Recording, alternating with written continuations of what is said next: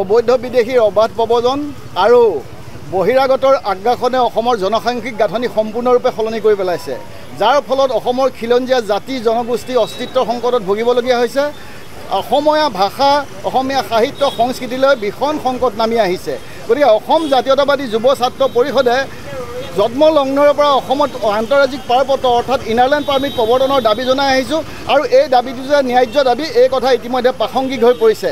কাৰণ যেতিয়া ভাৰতবৰ্ষত কেন্দ্ৰীয় চৰকাৰে কা প্ৰযোজ্য কৰিলে, তেতিয়া যিসমূহ ৰাজ্যত ইনাৰলেণ্ড পাৰ্মিট আছে, সেই ইনাৰলেণ্ড পাৰ্মিট থকা ৰাজ্যসমূহত কা প্ৰযোজ্য নহয় বুলি ইতিমধ্যে ঘোষিত হৈছে আৰু সকলোৱে জানে।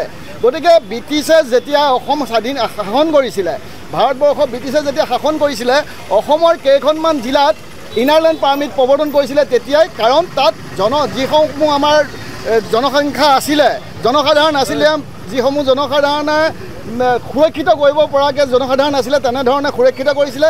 বিশেষকৈ আমাৰ অবিভক্ত যোৰহাট হওক, ডিব্ৰুগড় হওক, লখিমপুৰ হওক, গোৱালপাৰা হওক আৰু তেতিয়াৰ নগাপাহাৰ বৰ্তমান নগালেণ্ড ৰাজ্য, তেতিয়াৰ লোচাই বৰ্তমান মিজোৰাম ৰাজ্য, ঠিক একেদৰে তেতিয়াৰ নেফা বৰ্তমান অৰুণাচল প্ৰদেশ, এইসমূহ ৰাজ্যত তেতিয়া ইনাৰলেণ্ড পাৰ্মিট প্ৰৱৰ্তন কৰিছিলে।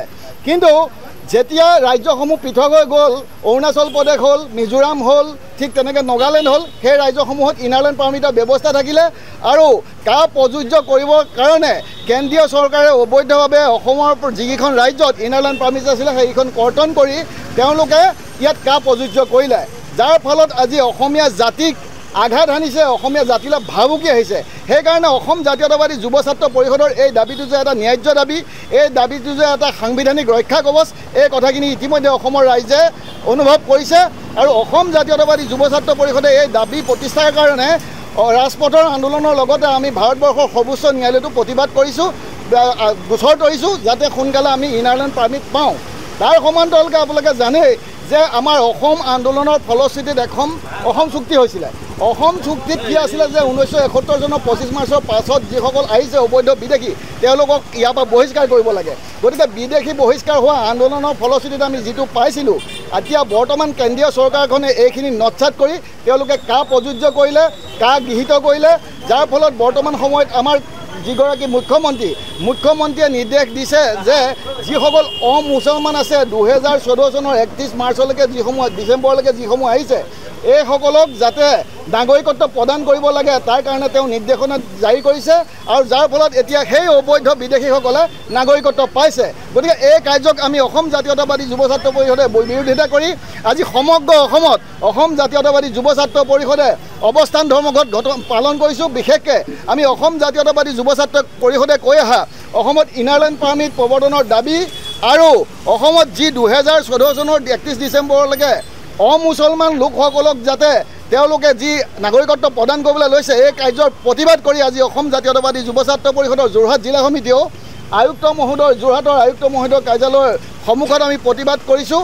আৰু আমি অসম জাতীয়তাবাদী যুৱ ছাত্ৰ পৰিষদৰ স্পষ্ট কথা, যেতিয়ালৈকে চৰকাৰে এই দাবীসমূহ মানি নলয়, তেতিয়ালৈকে যুৱ ছাত্ৰ পৰিষদৰ প্ৰতিবাদ অব্যাহত থাকিব। 2019 চনৰ 11 ডিচেম্বৰ তাৰিখে বিজেপি শাসিত কেন্দ্ৰীয় চৰকাৰখনে আচলতে অসমীয়া জাতি আৰু অসমীয়া জাতীয়তাবাদৰ ওপৰত দুটা ডাঙৰ কোব মাৰিছিলে। আৰু সেই কোব দুটা হৈছে, প্ৰথমটোৱে হৈছে যে সমগ্ৰ ভাৰততে যি কা বলবৎ কৰিছিলে, সেই কা অসমতো বলবৎ কৰিবলৈ সেইদিনাখনে সিদ্ধান্ত গ্ৰহণ কৰিছিলে। আৰু আটাইতকৈ দুৰ্ভাগ্যজনক কথা হ'ল যে ব্ৰিটিছৰ দিনতে অসমক সুৰক্ষিত কৰিবৰ কাৰণে যি বেংগল ইষ্টাৰ্ণ ফ্ৰণ্টিয়াৰ ৰেগুলেশ্যন 1873, সেই আইনখন অসমত কাৰ্যকৰী হোৱা নাছিল, যদিও সেইখন বলবৎ হৈ আছিলে। সেই আইনখন সেইদিনা আচলতে অসমৰ পৰা উঠাই দিয়া হৈছিলে। এই দুই ধৰণে আচলতে বিজেপি চৰকাৰখনে অসম আচলতে বিদেশীৰ চৰণীয়া পথাৰ কৰিবৰ কাৰণে যি চেষ্টা কৰিছিলে, তাৰ বিৰুদ্ধে অসম জাতীয়তাবাদী যুৱ ছাত্ৰ পৰিষদে আমি দীৰ্ঘ সময়ৰ পৰাই প্ৰতিবাদ সাব্যস্ত কৰি আহিছোঁ। আৰু শেহতীয়াকৈ আমি এটা কথা দেখিব পাইছোঁ যে অসমৰ মুখ্যমন্ত্ৰীগৰাকীয়ে কাৰ অধীনত যিসকল মুছলমান লোক আছে, তেওঁলোকৰ ন্যায়াধিকৰণৰ ওচৰত থকা তেওঁলোকৰ গোচৰসমূহ প্ৰত্যাহাৰ কৰিবৰ কাৰণে DC আৰু SP সকললৈ নিৰ্দেশ প্ৰেৰণ কৰিছে। গতিকে আমি এই কথাটোৰ জৰিয়তে এটা কথা আচলতে নিশ্চিত হৈছোঁ যে অসমৰ মুখ্যমন্ত্ৰীগৰাকীয়ে আচলতে অসমীয়া জাতিটোৰ বিৰুদ্ধাচৰণ কৰিছে আৰু তেখেতে অসমীয়া জাতিটোৰ আচলতে শত্ৰু আচৰণ কৰিছে।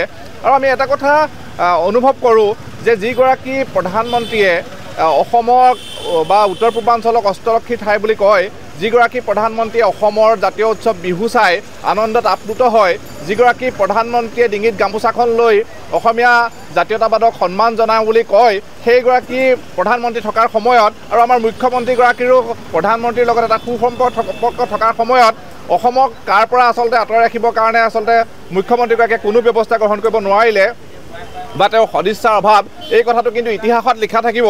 আমি দেখিছোঁ যে আমি যদি ইতিহাস পঢ়িয়াই চাওঁ যে যি দলৰে চৰকাৰ নহওক লাগিলে যিসকল ব্যক্তিয়ে কিন্তু জাতিটোৰ কাৰণে কাম কৰিছে সেইসকলক সদায় ইতিহাসে মনত ৰাখিছে।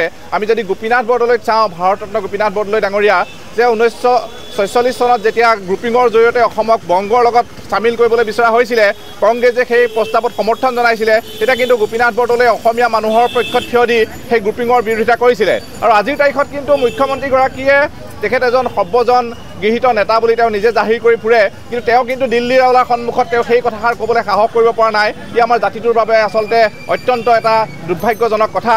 আৰু যিটো ইনাৰ লাইন পাৰ্মিটৰ কথা কৈছে, আজি আমি দেখিছোঁ যে অসমখনৰ যদি আটাইতকৈ ডাঙৰ সমস্যা আজি কি বুলি সোধা হয়, নিশ্চিতভাৱে বিদেশী আৰু বহিৰাগতৰ সমস্যা 1 নম্বৰ সমস্যা হৈ আছে।